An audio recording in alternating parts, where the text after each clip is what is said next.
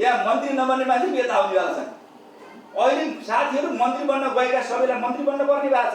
यस्तो चाहिँ यिनी तरिकाले हुन्छ। म अशिष्ट शब्द प्रयोग नगरौँ, यस्तो ताली संसद चल्छ। मान्छे बोकेर चढाउनु पर्ने अगाडि, मान्छेले बोकेर चढ्नु पर्ने, मान्छे कुदेर जानु पर्ने, यस्तो हुन्छ।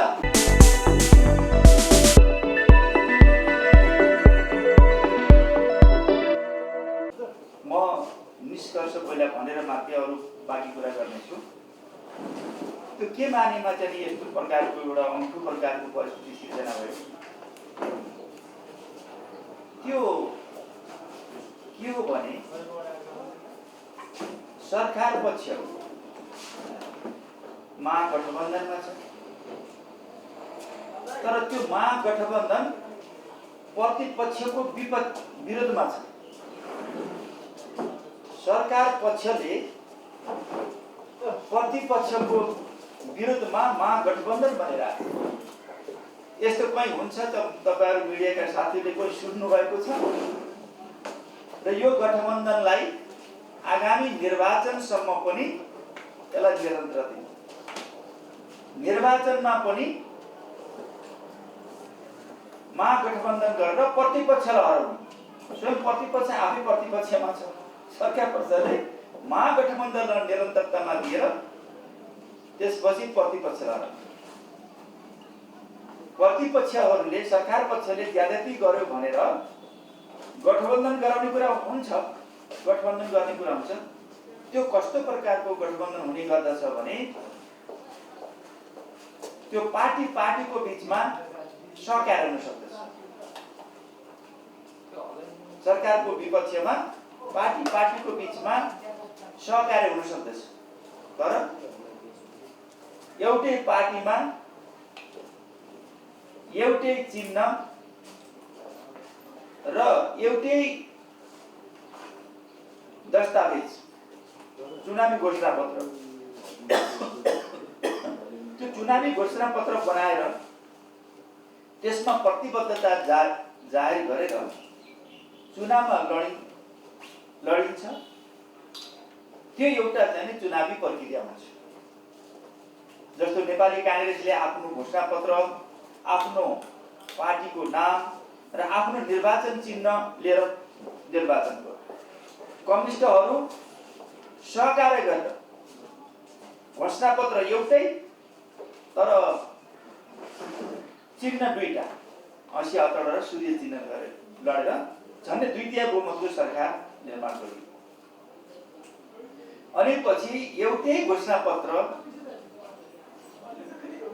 तर चिन्ह फरक सहकार्य गरेर चुनाव लड्यो। पछि एउटै पार्टी एउटै भइसकेपछि त एकता गरेर एउटै बनायो।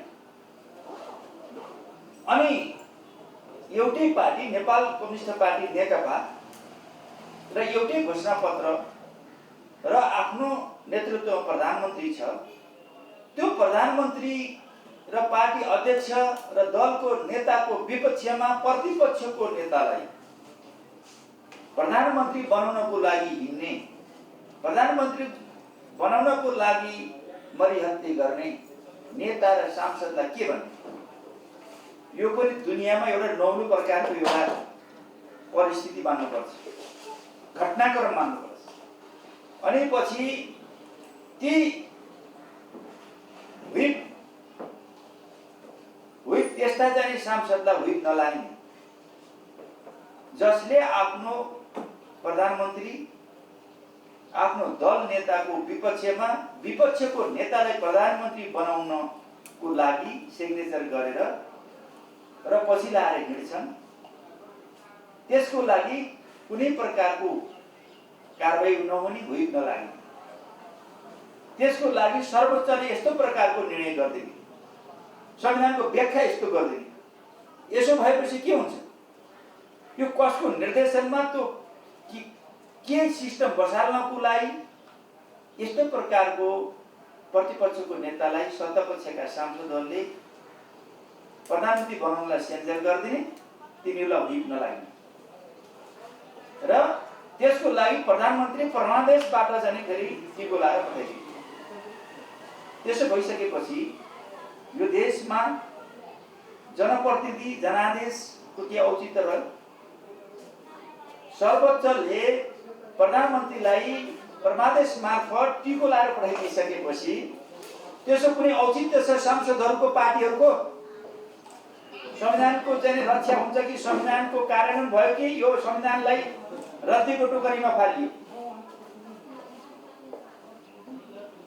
यस्तो प्रकारको संविधान विरोधी लोकतन्त्र विरोधी कामहरू भएका छन्। अनि पछि ती सांसदहरू जुन सांसदलाई व्हिप पनि नलाग्ने, कारबाही पनि नहुने, पार्टीले कारबाही गर्दा पनि तिनलाई सूचना नटार्ने, त्यही केसमा स्वयं हामी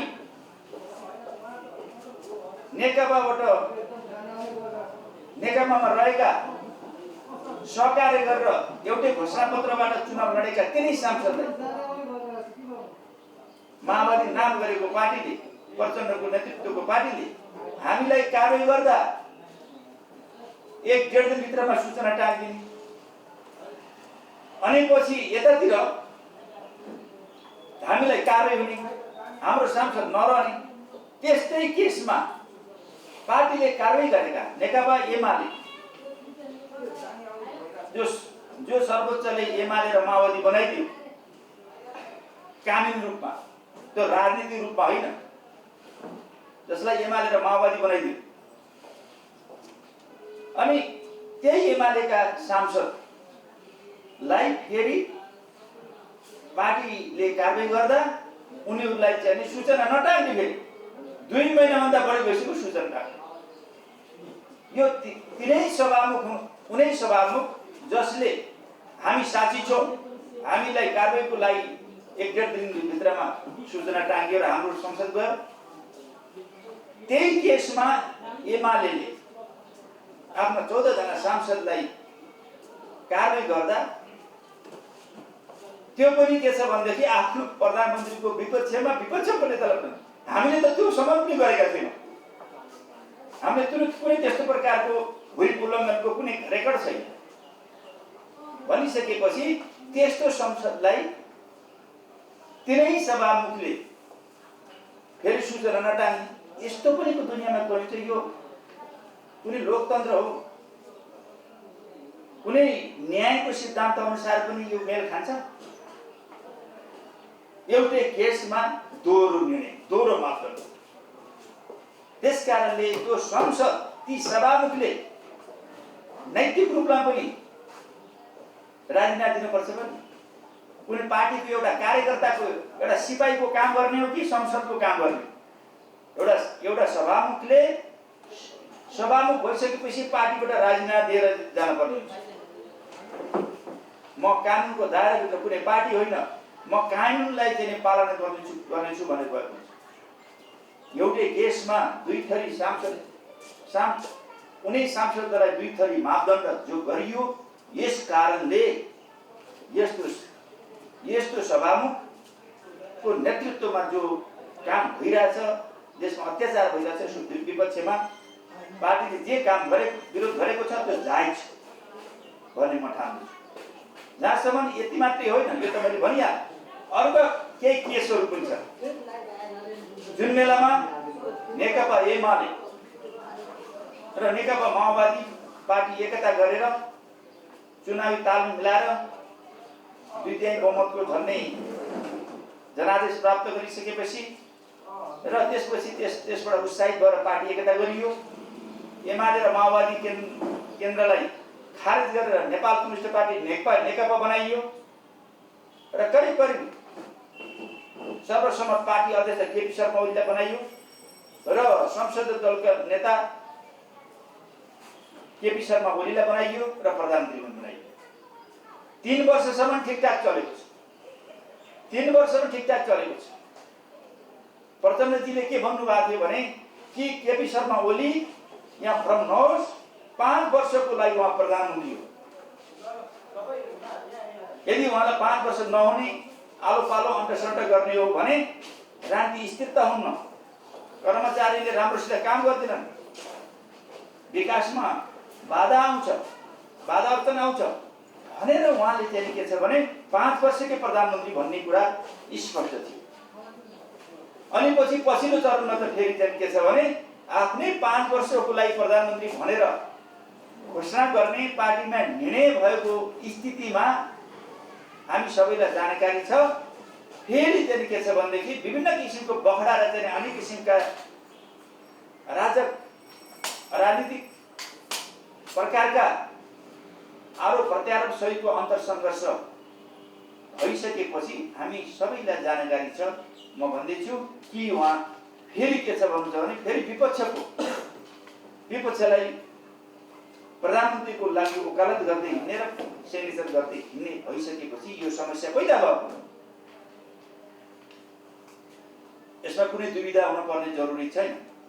यो पैदा भइसकेपछि हामीले त्यति मात्र कसरी त्यसरी प्रधानमन्त्री हुन्छ जस्तो लागेको थिएन।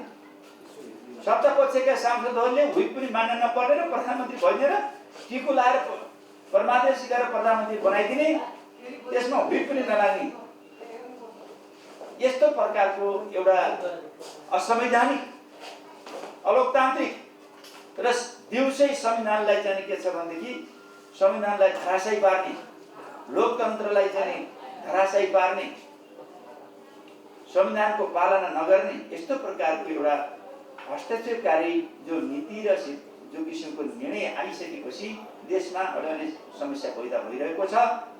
र त्यसपछि त्यति मात्रै होइन, संसद र पार्टीहरूको औचित्य समाप्त गरिएको छ र संविधानलाई चाहिँ पुरै चाहिँ लत्याइएको छ, संविधानको अपव्याख्या गरिएको छ। र यस्तो भइसकेपछि जसले जे पनि गर्न पाइने परिस्थितिको सिर्जना भएको छ। सँगसँगै पछिल्लो चरणमा त्यही निर्णय गर्दा फेरि केपी शर्मा ओलीलाई यो त्यस्ता सांसदहरूले जसले प्रतिपक्षको नेतालाई प्रधानमन्त्री बनाउनको लागि पछि लागेर हिँड्छन् र सेनेसर गर्छन्, त्यस्ता संसदलाई कारबाही गर्दा त्यो मैले भनिसकेँ, फेरि दोहोऱ्याएर भन्छु, हुइप नलाग्ने सम्म स्थिति भयो। र त्यस्तो परिस्थिति सत्ता पक्षमै त्यस्तो भइसकेपछि त्यो संसदले राम्रोसँग सरकारलाई काम गर्न दिने परिस्थिति सिर्जना भएन, अवरोध खडा भयो, राजकता खडा हुने स्थिति आयो, संविधानको पालना हुने स्थिति आएन। त्यसकारणले त्यो संसदलाई विघटन गरेर नयाँ ताजा जनादेशमा जाने कुरा यो लोकतन्त्रको रक्षा, संविधानको रक्षा। तर त्यसलाई प्रतिगमन प्रतिक्रान्ति संसद खत्म गर्ने, आफै सर्वोच्चबाट चाहिँ टिको लाएर परमादेश जारी गरेर प्रधानमन्त्री बनाउँदा संसदको जनादेशको जनप्रतिनिधिको औचित्य समाप्त र पार्टीको समाप्त गर्दा त्यो हो प्रतिगमन, त्यो हो प्रतिक्रान्ति। संविधानलाई पालना नगर्नु प्रतिगमन त्यो। चुनावमा जानु लोकतन्त्र हो, जनतामा जानु लोकतन्त्र हो। तर त्यसलाई उल्टो प्रचार गरियो। मिडियाका साथीले कति बुझ्नु भएको छ भन्नु भएको छ, मलाई थाहा छ। अब अर्को कुरा, सँगसँगै मैले तपाईँलाई जानकारी गराउन चाहन्छु, सँगसँगै फेरि अर्को अध्यादेश केपी शर्मा ओलीजीले पार्टी विभाजन सम्बन्धी कानुनमा उहाँले 40% संसद या पार्टीको केन्द्रीय समितिमा पुर्याउनु पर्ने, संसद र पार्टीको केन्द्रीय समितिमा दुईटैमा पुर्याउनु पर्ने प्रावधान थियो पार्टी विभाजन सम्बन्धी। त्यसलाई केपी शर्मा ओलीजीले अध्यादेश मार्फत संसद नचलेको बेलामा अध्यादेश मार्फत जम्मा रलाई वा बनाउनु खोजिनु भएको थियो। अलिकति लचिलो बनाउनु हुँदैन, लौ पार्टीलाई फुटालेर देशलाई अराजकतातिर अस्थिरतातिर लाने यो अर्को प्रतिगमन भनेर हल्ला गरियो। तिनै साथी आफू सरकारमा गइसकेपछि केवल नेकपा एमालेलाई फुटाउनको लागि, सरकार बनाउनको लागि जुन प्रकारको अध्यादेश ल्याइयो, संसद चलिरहेको बेलामा संसदलाई बन्द गरेर अनि अध्यादेश जारी गरियो, त्यो पनि 40% 20%मा रहेको ठाउँमा वा यो भन्दा विडम्बना, यो भन्दा एउटा अराजकता र चाहिँ अनि नैतिकताको पनि पराकाष्ठ के हुन सक्छ? अनैतिकताको पराकाष्ठ यो भन्दा बदमाशी हुन्छ।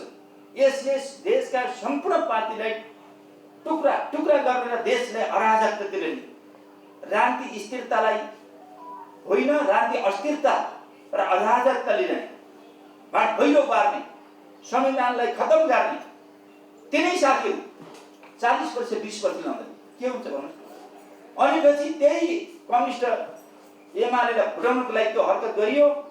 त्यसपछि छिटोभन्दा छिटो त्यसलाई अब बन्द गर्न खोजिएको छ। बन्द अरूको लागि होइन। यदि त्यसो हो भने, त्यो रह्यो भने कांग्रेस पनि टुक्रा टुक्रा हुन्छ, माओवादी भन्ने प्रचण्डजीको पार्टी पनि टुक्रा टुक्रा हुन्छ, अरू जसपा पनि टुक्रा टुक्रा हुन्छ। तपाईलाई थाहा छ, अरूको लागि होइन, आफ्नो लागि, आफ्नो सत्ताको लागि, सर्वसत्तावादी चिन्तन हो। त्यसकारणले अब जनताले बुझ्न पर्ने बेला आएको छ, को सही कि को गलत, कसले बेठिक गरेको छ भन्ने कुरा।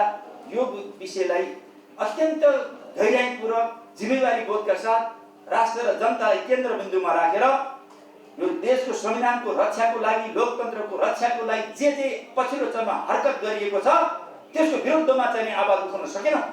हामी नेपाली जनता र नेपालका राजनीतिक पार्टीहरू, बुद्धिजीवीहरू र देशका मिडियाकर्मी मित्रहरूले यो विषयलाई हामीले ठिकसँग बुझेर सम्प्रेषण गर्न सकेनौँ, नेपाली जनतालाई प्रशिक्षित गर्न सकेनौँ भने यो देशमा संविधान फेरि ध्वस्त हुने, हाम्रा उपलब्धिहरू ध्वस्त हुने, लोकतन्त्रबाट जाने के छ भने निरङ्कुशतातिर जाने र फेरि प्रतिगमनतिर जाने दिशातिर अभ्यास भइरहेको छ।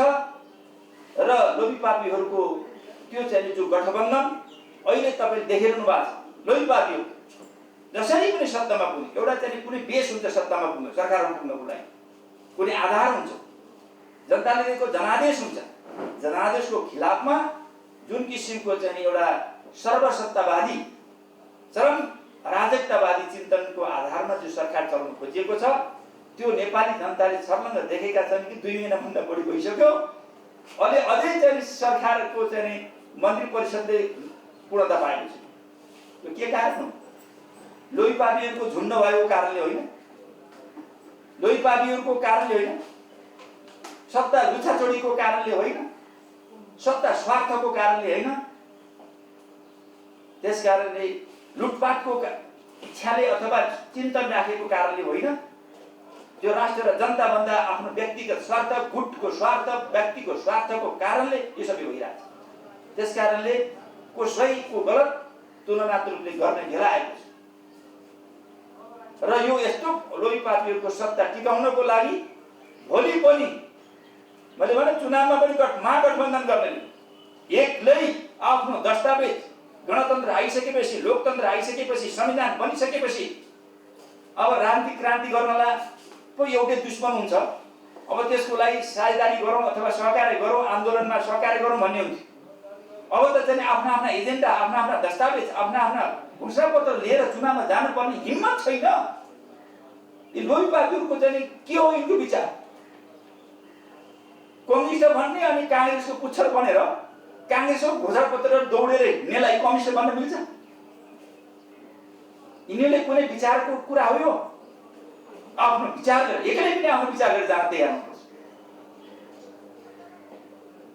सही विचार पनि जनताले पत्याउँछ।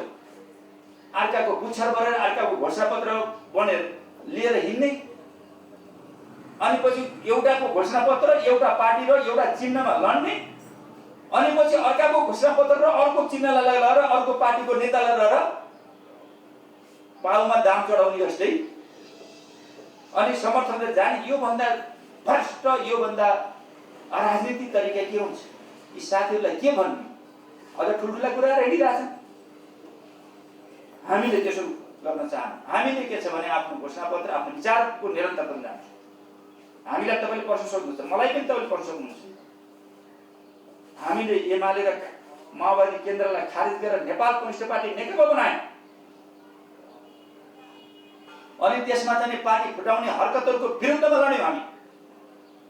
देशको राजनीतिक स्थिरता र विकासको लागि साथीहरू तपाईहरु एमालेमा जानु भन्दै कोही साथी कहिले गयो पहिलोटिको लागि हामीले एमाले थाहा छ छैन कसैलाई थाहा छैन तर भनिदिँदा त्यस्तो भन्दैन हामी त नेकपाकै निरन्तरतामा छौं अहिले पनि नेकपाकै निरन्तर छौं पार्टी एकताकै निरन्तरमा छौं जसलाई केपी शर्मा ओलीले प्रथम अध्यक्ष र प्रधानमन्त्री बनाएर हामी गएका थियौं साथीहरू त्यहाँ भाग्नु भयो फत्त फत्त भ्याउतु उफ्रिङ गरेर पोखरीबाट फाँगेर बाहिर जानुभयो अरू साथी भाग्नु भयो हामी त त्यही छौं तर पछिबाट के गर्ने यो देशको संविधान यो देशको सर्वोच्च अदालत एमालेमा जाऊ माओवादी त्यो सर्वोच्चले भनिदिने कुरा एमालेमा जाने कि माओवादी जाने कि अर्को कुनै पार्टीमा जाने भन्ने कुरा सर्वोच्चले भन्छ आफ्नो व्यक्ति इच्छा हुन् हामी पार्टी एकता किन अर्काको पार्टीको नाम जोडेर होला नि त सुन आफ्नो पार्टीकै हामी निरन्तरता छौं हामी राजनीतिक रूपमा नेपाल कम्युनिस्ट पार्टी नेकपा नै हौं अब सर्वोच्चले कानुन रूपमा चित्त नबुझे पनि अनि पछि उले हामीलाई एमाले बनाइदियो कानुन रूपमा हामी एमाले भयौं राजनीतिक कुरा ठुलो कुरा राजनीतिक रूपमा हामी नेकपा नै छौं यो पार्टीमा हाम्रो स्पष्ट धारणा र नेकपा एमाले राष्ट्रिय राजनीतिको र नेपालको कम्युनिस्ट आन्दोलनको मूलधार त्यो हो भन्ने कुरा साबित मैले किन गर्न चाहन्छु भने तथ्यले किन पुष्टि गर्न मैले अगाडि पनि भने दोहोऱ्याउन चाहन्छु त्यो किन भनिन्छ भने सत्तापक्षका साथीहरू प्रतिपक्षको विरुद्धमा महागठबन्धन गरेका छन् त्यसमा बोलदार हो कि मूल शक्ति भएको बेला विरोध गरेका छन् अहिले पनि मूल शक्ति छ जनाधारको दृष्टिकोणले पार्टीको दृष्टिकोणले र अब सांसदहरूको दृष्टिकोणले संख्याको दृष्टिकोणले संख्या अब यो पार्टीमा चाहिँ साथीहरूले सरकार बनाइसकेपछि किन बनाएछन् फत्त फत्त उठेर यता त्यहाँ मन्त्री नबन्ने मान्छे यता आउनेवाला छन् अहिले साथीहरू मन्त्री बन्न गएका सबैलाई मन्त्री बन्न पर्ने भएको छ मन्त्री बन्न गएका साथीहरू समेतको कुरा गर्दा पनि अहिले सबभन्दा ठुलो पार्टी नेपाल अहिले चाहिँ केपी शर्मा ओलीले नेतृत्व गरेको पार्टी हो कि हैन सबभन्दा ठुलो पार्टी राष्ट्रिय राजनीति मूलधारै हो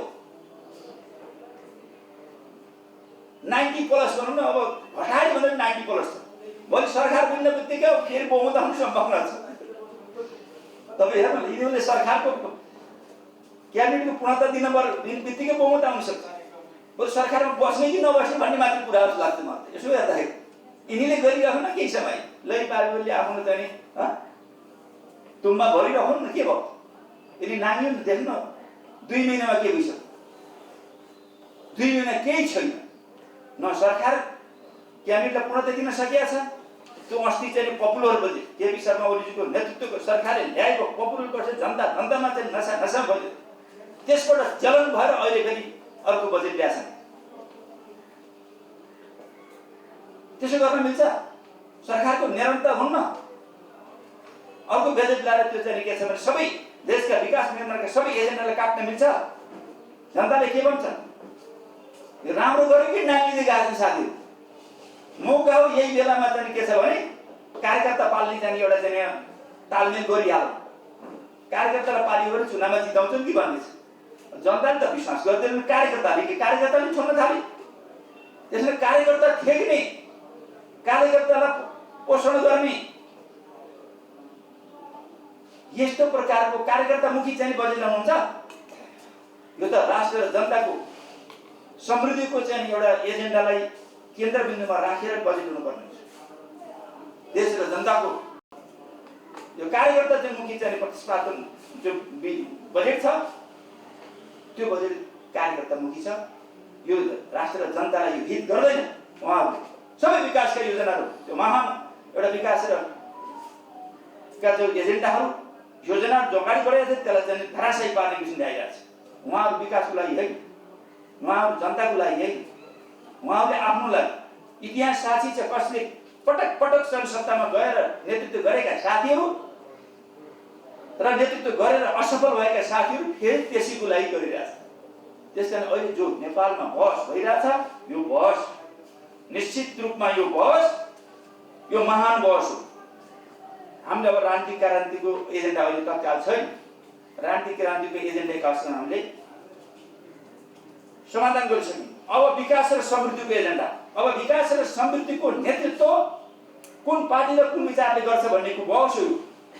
हामी सत्तामा हौँ कि बाहिर हौँ, प्रतिपक्ष हौँ, यो ठुलो कुरा होइन। तुलना गर्नुपर्ने स्थिति आएको छ। कुन पार्टी र कुन नेताको नेतृत्वमा कुन विचार र कुन दर्शनले अथवा कुन घोषणापत्रले कतातिर लान्छ, कुनको कसको पालामा, चाहे राष्ट्रियताको रक्षा र विकासको प्रश्न होस्, चाहे पूर्वाधार विकासको प्रश्न होस्, चाहे सामाजिक सेवा सुरक्षा र न्यायको प्रश्नमा होस्, चाहे अन्तर्राष्ट्रिय सम्बन्ध सुदृढ गर्ने र अध्यक्षलाई विकास गर्ने सन्दर्भमा होस्, यी सबै सन्दर्भमा अब नेपाली जनताले बहस गर्ने, नेपाली जनताले चोइस गर्ने, नेपाली जनताले अब अध्ययन गर्ने बेला आएको छ। यो महान बहस, यो ठिक छ, ठिक ठाउँ भएको छ। कसैले अब बल्ल पार्टी फुटे, अन्त भए, यो बर्बाद हो भन्छ। यसो होइन। कहिलेकाहीँ सर्पले पनि एउटा समय गुज्रेपछि काँचो लिखेछ। यो काँचो लिखेर बेला नयाँ एजेन्डा छ। अब कसले हो यसको नेतृत्व गर्ने, कुन विचार, कुन दर्शन, कुन राजनीति, कुन एजेन्डा, कुन मास्टर प्लानले गर्ने हो, कुन व्यक्ति, कुन नेता, कुन पार्टी, यो सबै चिजहरूको अध्ययन गर्ने बेला, चोइस, तुलना गरेर समकालीन देशको राजनीतिक परिस्थितिमा यो चाहिँ अध्ययन गर्ने परिस्थिति आएको छ। यसलाई गम्भीरतापूर्वक हामीले चाहिँ लिनुपर्दछ। विनाश भयो होइन, बर्बाद भयो होइन, हामी प्रतिपक्षमा बसेर पनि यो ठिक भएको छ भने त्यो बहस सत्तामा बसेर मात्रै हुन्छ भन्ने होइन, राजनीति सत्तामा बसेर मात्रै हुन्छ भन्ने होइन, राजनीति चुनाव सत्तामा बसेर मात्रै हुन्छ भन्ने होइन। हामीले ठिकसँग जनतालाई बुझाउन सक्यौँ र हामीले बुझ्न सक्यौँ भने वास्तवमा प्रतिपक्षमा बसेर पनि हामीले सही विचारलाई, सही योजनालाई, सही कार्यक्रम अगाडि बढाउन सकिन्छ र जनतालाई ठिकसँग बुझाउन सकियो भने राम्रोसँग जनादेश प्राप्त हुन्छ। हामीले पार्टी एकता गर्दा अलिकता हल्का र अलिकता हतारो गर्यो। त्यसमा कतिपय साथीलाई चुनाव जित्ने मात्रै र त्यहाँदेखि फाइदा लिने मात्रै स्वार्थ थियो। त्यसपछि हामी एकताको निरन्तरता गर्यौँ। केही स्वार्थ बोकेर आएका मान्छेहरू गए भागे, कुरा त्यति हो, अरू केही छैन। त्यसकारणले हामी नेपालका कम्युनिस्ट पार्टीहरू टुक्रा टुक्रा हुनु, हामी त भन्छौँ नेपाली काङ्ग्रेस पनि फुट्नु हुँदैन, अरू कुनै पार्टी फुट्नु न, जुट्नु राम्रो, त्यसो गर्नु हुँदैन। त्यसको लागि देशमा अस्थिरता हुन्छ।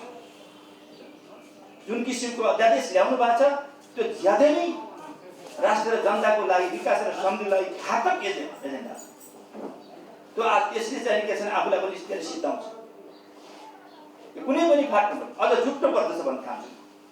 हामी त्यसो गर्नु हुँदैन। कहिले पनि त्यस्तो पापी मन राख्नु हुँदैन, स्वार्थी मन राख्नु हुँदैन।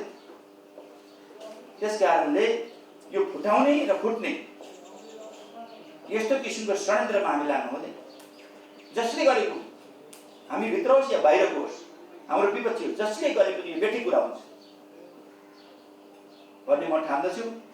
र अब बाँकी कुरा अब यिनै कुराहरू तपाईँहरूले केही छ भने यसो राख्नु न। एमसीसी बारे प्रतिक्रिया दिनु भएन नि, लम्दो विषय होइन। एमसीसीको बारेमा हामी धेरै बोल्नुपर्छ जस्तो लाग्दैन। अहिले हामी सरकारमा छौँ, सरकारमा छैनौँ होइन। त्यस कारणले सरकारले आफ्नो स्थिति क्लियर गर्छ। सरकारले अमलमा छ, सरकारले बनाउन सकिरहेको छ। हामीले धेरै बोलेर अहिले हुनेवाला पनि छैन। सरकारले आफ्नो स्थिति पहिला क्लियर गर्छ। एमसीसी पास गर्ने हो भने किन पास गर्ने होस्, नगर्ने हो भने किन नगर्ने होस्, उसले पहिला प्रस्ताव लिनु पर्यो। ल्याउनै सकिरहेको छैन, अगाडि बढ्नै सकिरहेको छैन। त्यसकारण किन आएन योभन्दा अगाडि किन आएन? संसदमा त विचाराधीन छँदै छ नि। त्यस्ता बसको रूपमा चाहिँ किन आएन? बस त चाहिँ के छ भन्नुहुन्छ भने संसदमा गएकै हो होइन, बस चलेकै हो, विभिन्न पार्टीहरूमा र बाहिर पनि कार्यदल बनेकै हो, अध्ययन भएकै हो। त्यस कारणले त्यसमा सर्वसम्मति संसदमा गइसकेपछि भर्सक देशको राष्ट्रिय सहमति जुटाउँदा राम्रो हुन्छ। यसमा राष्ट्रिय सहमति जुटाउँदा राम्रो हुन्छ भन्न ठान्दछु। अहिले पास गर्ने कि पास गरेर हामीले भनेर हुने कुरो त भयो नि। सरकारले जो पहिला चाहिँ लिन पर्यो नि, सही हो कि गलत हो, उसले चाहिँ पहिला चाहिँ त्यसलाई चाहिँ अध्ययन गरेर ल्याउनु पर्यो। त्यो सरकारको जिम्मेवारी। तर पनि अब तपाईँहरू जिम्मेवार प्रतिपक्ष भएपछि तपाईँका मतदातालाई तपाईँ के भन्न चाहन्छ? आजको परिस्थितिमा एमसीसी ठिक छ छैन, पास गर्नुपर्छ या पर्दैन, के भन्नुहुन्छ? होइन, हामीले त पहिलेदेखि भनिरहेका छौँ। यसमा चाहिँ कतिपय चाहिँ राष्ट्रको हित का चाहिँ हितमा नभएका चाहिँ त्यस्ता किसिमका प्रावधानलाई करेक्सन गरेर हामीले त त्यो अगाडि बढाउनु त भनेको त छौँ नि। त्यस्तो खाका दस्तावेज तयार गर्नु भएको छैन अहिलेसम्म। पहिलेदेखि हाम्रो त छँदैछ, यस्तो विषयहरू त छँदैछ। भनेपछि तपाईँ चाहिँ कुन मैले त म ऊर्जा मन्त्री हुँदै भनेको थिएँ। ऊर्जा मन्त्रीमा अलिकति मिडियाका साथीले फेरि यताउति अलिकति तामतुम गर्दाखेरि अलिक त्यसो गरिदिनु कोही कोही ठाउँमा हुन्छ। त्यो अलिक प्रोभोकेटिभ त्यो किसिमको चाहिँ त्यो शीर्षक हालिदिँदाखेरि मान्छेले त्यति बुझ्छ, ए यस्तो भन्छ। त्यस कारणले यो विषयमा मैले चाहिँ ऊर्जा मन्त्री हुँदा पनि आफ्नो धारणा स्पष्ट राखेको थिएँ। पछि मैले क्लियर गरेँ, त्यहाँ भरम पार्न खोजिएको थियो, मैले क्लियर गरेँ। त्यो तपाईँले एकचोटि अध्ययन गर्दा हुन्छ त्यसमा। भनेपछि अघि भर्खर तपाईँले भन्नुभयो केही करेक्सन गरेर होइन त्यो राष्ट्र सुन, भनेपछि यदि करेक्सन भयो भने तपाईँको अनुसार चाहिँ पास हुनुपर्छ। होइन करेक्सन भएर राष्ट्रिय हितको पक्षमा हुने भयो, त्यसको लागि हामीले मात्रै भनेर भएन, त्यो त चाहिँ राष्ट्रिय सहमति हुनु पर्यो। यी सबै चिजहरू छन्, त्यसलाई सरकारले बसेपछि जिम्मेवार भन्नु भएको हुनाले उसले पहिला कसरी ल्याउँछ प्रस्ताव त्यो हेर्नु पर्यो नि त हामीले। त्यो भइसकेपछि हुन्छ। एमसिसी उपाध्यक्षलाई भेटिसकेपछि अध्यक्षले केही प्रतिक्रिया त दिनु होला नि? खै हामीलाई मैले भेट भएको छैन अध्यक्ष, हिजो एकचोटि आमसँग भेट भएको थियो, म जिल्लातिर बाहिर गएको थिएँ। आज हिजो राति 11 बजी आएको, त्यस कारणले मेरो त्यो के भइरहेको त्यो सबैतिर मैले बुझ्न पाएको छैन। अब यो संसद कहिलेसम्म अवरुद्ध गराउनु के छ? पनि हाम्रा माग कुरा हुन तबसम्म अवरुद्ध सरकारले सम्बोधन गर्नु पर्यो, सरकारले आफ्नो कुरा सम्बोधन गर्नु पर्यो। यहाँ अघि देखाउनु भएको कुरामा आशयले त सभामुखले राजीनामा दिनुपर्छ पहिलो कुरा त त्यस्तो सभामुखले त 1 सेकेन्डमा त 1 सेकेन्ड बस्नु हुन्थ्यो। त्यस्तो हुन्छ 1 सेकेन्ड बस्नु, हामी त्यस्तो भएर बस्दैन। तपाईँलाई थाहा छैन, हामी हर प्रकारको चिजको सेक्रिफाइस गर्न तयार छौँ। के सभामुख भएर मात्रै सबै चिज हुन्छ, के संसद भएर मात्रै सबै चिज हुन्छ, के मन्त्री भएर मात्रै सबै चिज हुन्छ, के प्रधानमन्त्री मात्रै हुन्छ? विचार कुरा, राजनीति कुरा, एजेन्डाको ठुलो कुरा होइन। तपाईँलाई थाहा छैन, हामीले अहिले संसद थियौँ, त्यसलाई त्याग गर्न तयार भयौँ, त्यो पनि त कुरा छ नि। तर हामीलाई त्यस्तो ह्युमिलेसन केही पनि छैन। संसद त आउँछ जान्छ, मन्त्री त हुने नहुने भइरहन्छ, प्रधानमन्त्री हुन्छ, सभामुख हुन्छ। तर यस्तो प्रकारको चाहिँ लोकतन्त्र विरोधी, संविधान विरोधी काम गर्नु हुँदैन। त्यही एउटै पनि अनि एजेन्डा भने एउटा एजेन्डामा हामीको एजेन्डामा फटाफट चाहिँ अब सूचना टाँग्ने, त्यही एजेन्डामा अर्काको 2 महिना लड्काइदिने, अन्डा कुरा गर्ने, त्यस्तो हुन्छ? त्यसरी सभामुख भएर चाहिँ के भन्छ राष्ट्रले, जनताले, विदेशीले, होइन मानव जातिले के भन्छ, हामीले आउने पिँढीले के भन्छ? राजनीति र संसदमा यस्तो खेल भइरहने चाहिँ दूरगामी नेतृत्व नभएकै कारणले होला त? के लाग्छ तपाईँलाई आजको परिस्थिति? मलाई होइन त मैले अलिअलि पार्टीगत रूपमा जसरी सभामुख उहाँलाई बनाउँदाखेरि त्यो विचार नगरेर नै आज यो स्थितिको परिस्थिति आएको सक्छ के लाग्छ? त्यो दूरगामी हामीसँग अरू कोही छैन हो कि? होइन, त्यस्तो होइन। त्यो तथ्य रिजल्ट बताउने कुरा हामी छौँ भन्ने होइन, हाम्रा पनि कमजोरी हुन सक्छन् होइन। कमजोरी भयो त हामी पनि कठोर आउनु पर्यो नि। हामीलाई कसैले त्यस्तो ठाउँमा गएर तैँले यस्तो गरिस् भन्दा चाहिँ भयो भने त हामी जस्टिफाई गर्नुपर्ने हुन्छ नि। त्यति बेला त हामी चाहिँ के छ भने हामी अदालत चाहिँ खडा हुनुपर्ने हुन्छ नि, जनताको अदालतमा। त्यो अरूलाई माथि भन्नु जो त तथ्यहरूको हातमा हामी यस्तो होला भन्ने भएन, यस्तो होला भन्ने भएन। अब भयो त के भयो त अब त्यो त बिहोर्नु पर्यो, अब त्यसलाई कि त करेक्सन गर्नु पर्यो। हामीबाट त भएको छ नि, हामीलाई ठिक छ भने हामी त्यसमा त त्यो स्वभावमा त गएकै छैनौँ नि, त्यो कसैमा त हामी दाजिएकै छैनौँ भने हामीलाई भन्ने कुरा भएन, हामी सही थियौँ भन्ने कुरा पनि भएन। हामीले त्यो सभामुख भइदिएको भए हामीले कसरी सम्पादन गर्थ्यौँ? यदि हामीले त्यस्तै गल्ती गरेर हामीले पनि सजाय पाउनु पर्थ्यो। त्यो स्वाभाविक मैले अरूलाई मात्रै भन्नु खोजेँ, उहाँ मात्रै गलत बदमास अथवा गलत गर्नु चाहिँ हामीले महान गर्छौँ भन्ने पनि होइन।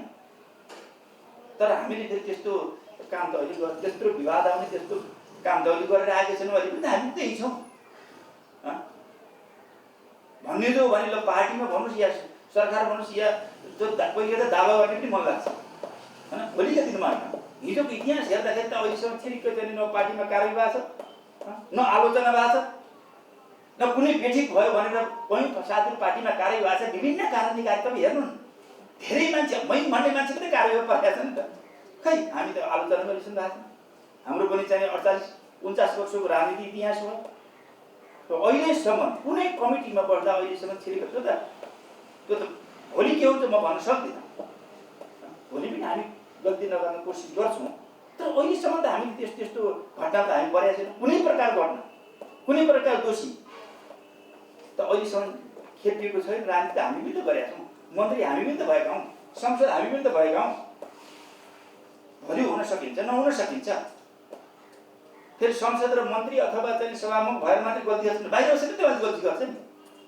अनेक किसिमको कमजोरी त हुन्छ नि मान्छे, राजनीति मात्रै नभएर अरू प्रकारका कमजोरी त हुन्छ नि।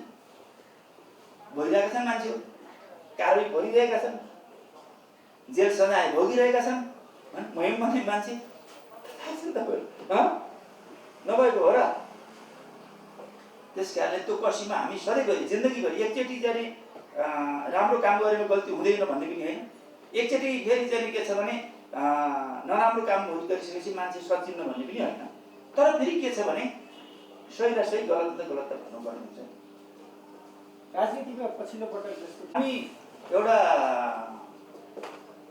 राजनीतिक क्रान्तिको माध्यमबाट पुरानो व्यवस्थालाई फाल्ने र नयाँ व्यवस्था ल्याउनेको लागि हामीले धेरै समय हामीले खर्च्यौँ, आफ्नो जीवन नै खर्च्यौँ। देशका अहिलेका राजनीतिक पार्टीहरू एक प्रकारले भन्यो भने राजनीतिक क्रान्ति गर्नलाई एक असम्म सफलै देखिन्छ। म सबै पार्टीहरू, नेपालमा भएका सबै पार्टी त हामी जनआन्दोलन, जनयुद्ध होस् या मधेस आन्दोलन होस् या हर प्रकारका आन्दोलनमा हामीले आफ्नो ठाउँमा सापेक्ष रूपमा सफलता हासिल गरेको हुनाले त्यसको लागि हामीले गर्वै गर्नुपर्छ। व्यक्ति विषयका सीमा कमजोरीका कुरा आफ्नो ठाउँमा छन्, त्यो हाम्रो जीवनकालमा हामी सबै मिलेर आफ्नो आफ्नो ठाउँमा लड्दै जाँदा त्यसपछि हामी सहकार्य गरेर लड्यौँ। त्यो एउटा महान उपलब्धि हो हाम्रो जीवनकाल। एउटा राजाको व्यवस्था थियो, अहिले गणतन्त्र आयो। राजा जङ्गलतिर लाए, अब जङ्गलतिरका मान्छेहरू, आन्दोलनकारी जनताहरू चाहिँ सत्तातिर लाए। अब हाम्रो चाहिँ के छ भने मैले अगाडि पनि भन्ने सङ्केत गरेँ, अहिले हाम्रो समस्या के हो भने तिनै राजनीतिक पार्टीहरू जसले चाहिँ यो पुरानो व्यवस्था फाल्न र नयाँ व्यवस्था ल्याउनको लागि ठुलो योगदान गरे, ती नेता, पार्टी, जनता। तर त्यसले नयाँ अब हाम्रो राजनीतिक एजेन्डा बदलियो। विकास र समृद्धिको एजेन्डा, विकास र समृद्धिको जगमा टेकेर हामी समाजवादमा पुग्नु छ, जो हामी संविधानमा लेखिसक्यौँ। अब यहाँ समस्या के छ भनेदेखि ती नेताले अब यिनीहरूलाई लामो अभ्यास छैन समृद्धिको। राजनीतिक क्रान्तिको त 70 वर्ष गर्दाखेरि अभ्यास भयो, अलिकति सफलता हासिल, पहिला गल्ती पनि गरेको। तर अहिले त नयाँ एजेन्डा छ नि। यो नयाँ एजेन्डामा अब यी राजनीतिक पार्टीहरू होइन, अब को लोहिबागी उनको राष्ट्र र जनताप्रति जिम्मेवार छ भन्ने कुराको यो चाहिँ बहसहरू, यो टेस्ट पनि यो ठिक भएको छ। तपाईँले त्यो बर्बाद भयो, पार्टी फुटे, यता भयो उता भयो भन्ने यो ठिक पनि भएको छ। यो बहस हो, यो बहस चाहिँ हामीलाई ठिक नहुनुपर्छ, नजिक बस्ने भयो, नजिक बस्ने भयो। यो बहस अनिवार्य थियो। ये तो होना ही था,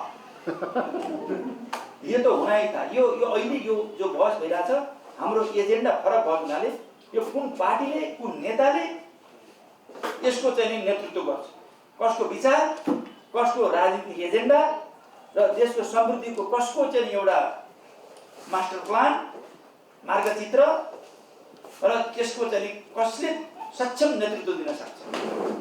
मलाई एउटा मन लागेको कुरा तपाईँहरू सेयर गर्ने मन लाग्यो। राष्ट्रको समृद्धिको लागि तपाईँ हामी पनि, मिडियाका साथीहरू, जनता पनि त्यति निरुत्साही हुनुपर्ने जरुरी छ, अध्ययन हुन जरुरी छ। जुन विकसित मुलुक देखेका छौँ, हाम्रो नेपालमा तुरन्तै कायापलट हुनु पर्थ्यो भन्ने कुरा सोच राख्नु बेठी छ। जो अहिले विकसित मुलुकहरू छन्, ती विकसित मुलुकहरूले आजभन्दा 250-300 वर्ष पहिला नै राजाको संसारमा जुन किसिमको नेहरूको व्यवस्था थिए, ती व्यवस्थाको अन्त्य गरे र उनीहरूले त्यसपछि पनि यस्तो प्रक्रियाबाट उनीहरू पनि गुजेर गएका। तपाईँलाई याद होस्, यो प्रक्रिया उनीहरू पनि गुजेर गएका छन्। र त्यसपछि त्यो टेस्ट हुँदाहुँदै बल्ल चाहिँ कुनै यस्तो पार्टी आउँछ, यस्तो नेता आउँछ कि यस्तो बहस छलफल गर्दै जाँदा त्यो करिब मूल रूपमा सर्वसम्पन्न गुणले भरिपूर्ण नेता एकचोटि आउनुपर्ने हुन्छ। त्यसको लागि यो बहस अनिवार्य छ। समृद्धि कस्तोबाट हुन्छ मैले एउटा मेरो भावना बताउँछु। जुन नेता उसको विचार पनि होस्, उसको भिजन पनि होस्, राष्ट्र निर्माणको उसको मास्टर प्लान पनि होस्, त्यतिले मात्र भिजनबारे मात्रै हो, ज्ञान उसको क्षमता पनि हो, ज्ञान पनि चाहियो, ज्ञान चाहियो, भिजन चाहियो, ज्ञान र भिजन पनि छ। तर ऊ फेरि ज्ञान र भिजन मात्रै भएर भएन, त्यस्ता ज्ञान र भिजन भएको मान्छे त देशमा कति छन् त? त्यो पावर पनि राष्ट्र प्रमुख हुनु पर्यो, उसले राष्ट्र प्रमुख हुनु ठाउँमा जानु पर्यो नि, पावरमा जान सक्नु। अब पावर जाने हैसियत राख्नु, ज्ञान र क्षमता भएर पावर हुन्छ भन्ने होइन, त्यो कार्यकारी प्रमुख हुन सक्नु पर्यो। कार्यपालिक हुन त फेरि पार्टी चलाउनु पर्यो, जनतालाई चुन्नु पर्यो, जनतालाई विश्वास दिनु पर्यो, पार्टीलाई विश्वास दिनु पर्यो, क्षमता प्रदर्शन गर्नु पर्यो। त्यो ठाउँमा आउने ट्याक्टिस हो कि अब सबै चाहियो, पावरमा ज्ञान क्षमता चाहियो, उसले त्यो भिजन ज्ञान क्षमतालाई त्यो भिजनमा बदल्न सक्नु पर्यो। ल भिजन नि बदल, ज्ञान क्षेत्रमा भयो, अहिले पावर आउने क्षेत्रमा ल पावरमा पनि आयो, इमान्दार हुनु पर्यो। लोही पाइयो के हुन्छ, ज्ञान क्षेत्र हुन्छ, पावर आउँछ, अनि पछि अनि ल पावरमा पनि आयो, अनि पछि जनतालाई मोबिलाइज गरेर चाहिँ कार्यान्वयन गर्ने क्षमता पनि आयो। त्यति सबै भयो, तर सबै छ तर लोही पानी छ। अब भविष्य थिएन, यी सबै गुणहरू एकचोटि आउनुपर्छ, त्यसपछि देश सिस्टममा चल्छ, सिस्टममा चल्छ। म एकपल्ट सुरुमा एकपल्ट जापान गएको थिएँ,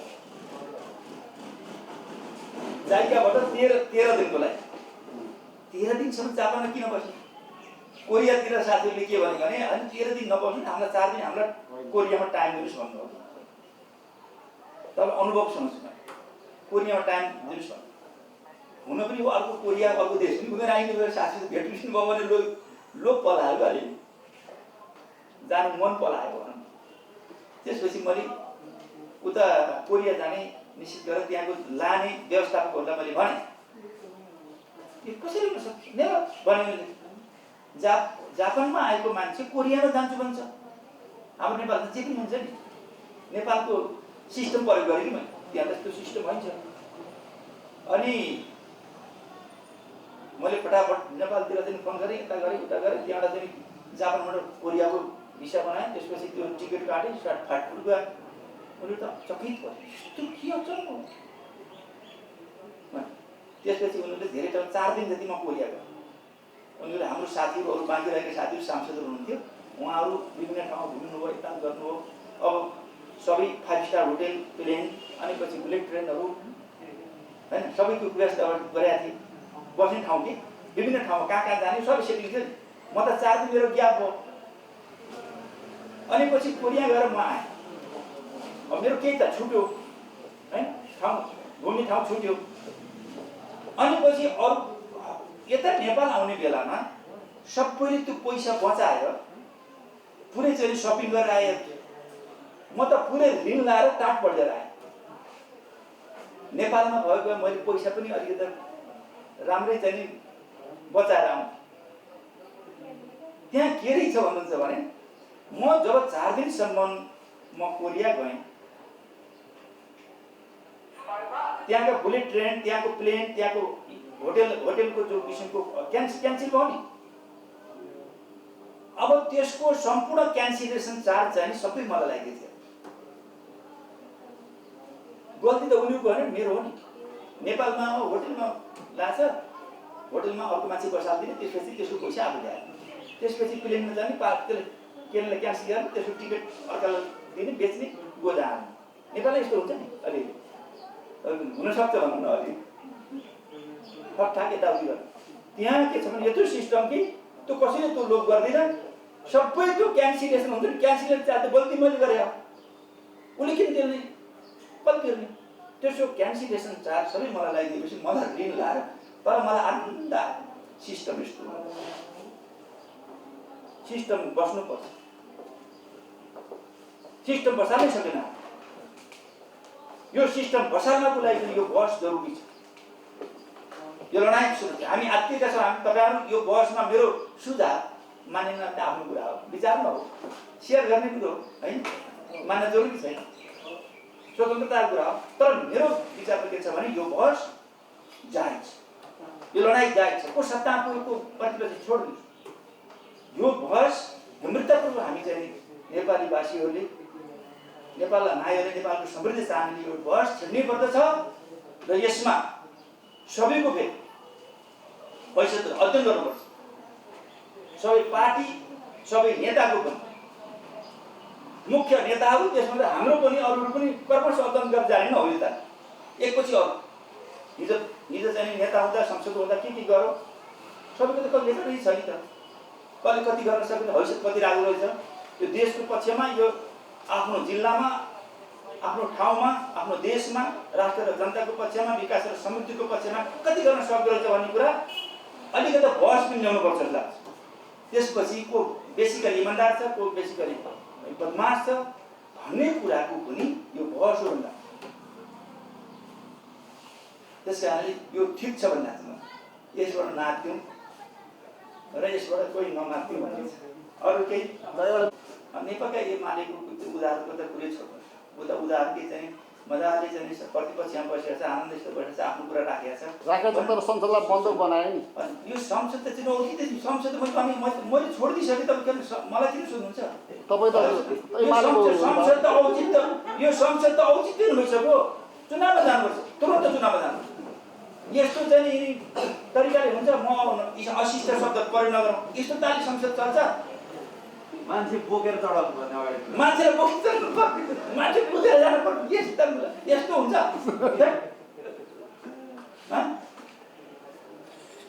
हेर्नुहोस् त, मान्छे नेपाली जनताले चाहिँ वास्तवमा भन्ने भनेदेखि यत्रो कोरोनाको बेलामा पनि त चाहिँ तपाईँको चाहिँ कत्रो कष्टकर विद्या छ, कहिलेकाहीँ कष्ट पनि सहनु पर्छ जनताको। यो चाहिँ नि वास्तवमा भनेदेखि यो बहसमा सत्य तथ्य उतार्नु पर्ने भयो। संसद अवरुद्ध गर्नै पर्छ, गठबन्धनलाई बदनाम गर्नै पर्छ, कर्मचारीले यसो पाउनै पर्छ, यिनीहरूको कारण हामीले थलो नपाएको भन्नु पर्छ।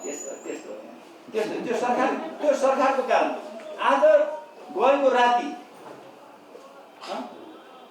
त्यसले हल गर्न पर्दैन।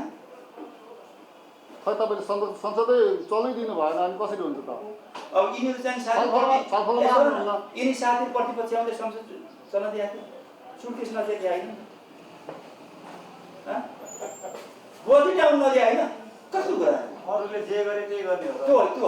त्यसको मतलब यी साथीहरूले जो माग गर्छन्, तपाईँहरूले सोध्ने कुरा म जायज खान्छु, यी साथीहरूले सोध्ने कुराको बेकार छ। तपाईँले सोध्ने कुरा म जायज खान्छु, यसको सही के गलत के अध्ययन गरौँ होइन। संसद अवरुद्ध गर्ने कुरा चाहिँ नि मलाई ठिक बेठिक हुने कि अथवा संसद चलाउनेवाला ठिक हुने के हो, कसरी चलाइरहेछ, के गरिरहेछन्, सबै विकास निर्माणका सबै कामहरू र सबै लोकप्रिय कामहरू सबै काटिसके कि को संसद खाली खानेकुराहरू हुन्छ? त्यो के नपाउने कुरा होला र? जसरी पनि तपाईँ पाउनुहुन्छ, नपाउने कुरा हुन्छ, तलब नपाउने कुरा हुन्छ, कसरी रोक्छ तलब? कसरी रोक्न सक्छ? रोकिनु भयो त? रोकिनु कुनै पनि नरोकिनु, रोकियो भने एमाले जिल्लाको त्यो त के बजेट एमाले अवरुद्ध संसद अवरुद्ध